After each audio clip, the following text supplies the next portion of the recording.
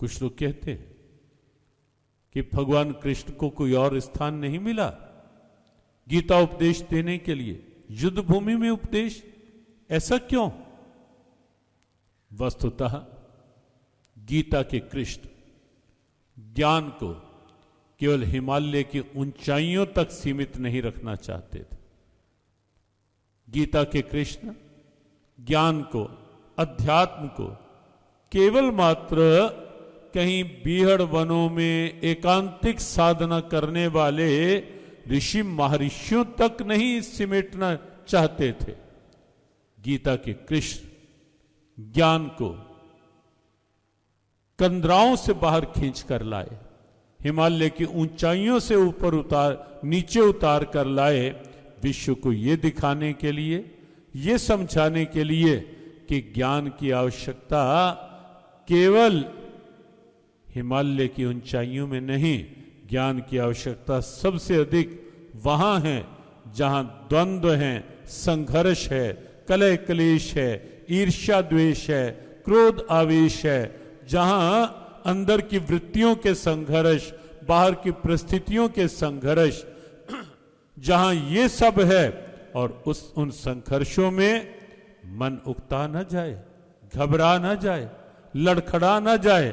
कैसे उस समय भी मन अपने कर्तव्य पथ की ओर आगे बढ़ता रह पाए, ज्ञान की आवश्यकता वहां है और धर्म की सार्थकता भी वहां है।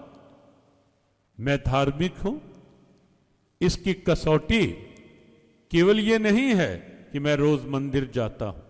हां, वो भी धार्मिकता का एक अंग है, जाना चाहिए। व्यासपीठ का कोई ऐसा मंतव्य नहीं है कि मंदिर ना, निश्चित जाना चाहिए, हमारी आस्था के केंद्र हैं ये।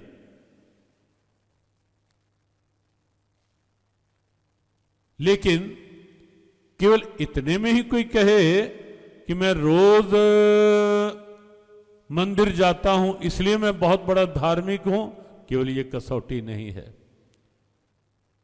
अगर ये कसौटी माने, रावण तो भगवान शिव को के सामने अपनी शीश काट काट कर लोग फूल चढ़ाते हैं, लेकिन रावण अपनी शीश काट कर चढ़ाता था, लेकिन तो भी आज तक हम रावण को धार्मिक नहीं कहते, अधर्मी कहते। व्यवहार में नहीं था धर्म। धर्म गीता का वो है जो व्यवहार में उतरकर अपनी सार्थकता प्रकट करे।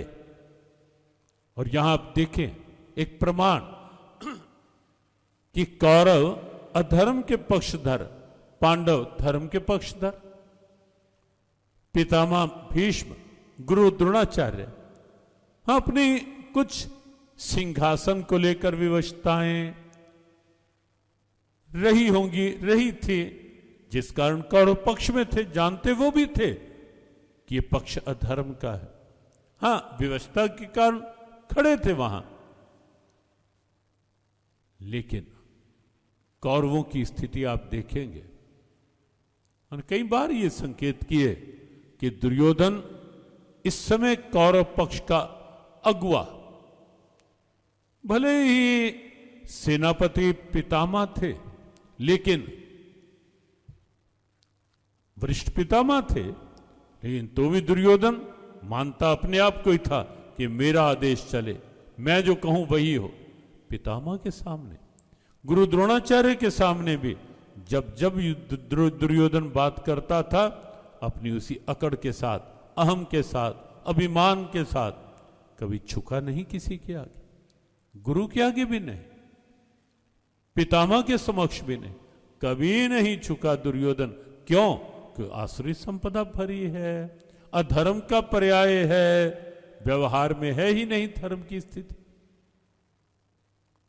हां, उसका परिणाम भी दुर्योधन के सामने था कि दुर्योधन को कभी कहीं किसी का आशीर्वाद नहीं मिला। मन से दुर्योधन को किसी ने आशीर्वाद नहीं दिया, न पितामह ने, न गुरु द्रोणाचार्य ने, न अन्य किसी ने किसी का आशीर्वाद ले ही नहीं पाया। यहां तक कि अपनी मां से भी जब आशीर्वाद लेने के लिए गया दुर्योधन, और जब जाकर कहा मां आशीर्वाद कैसा, युद्ध में विजयी होने का,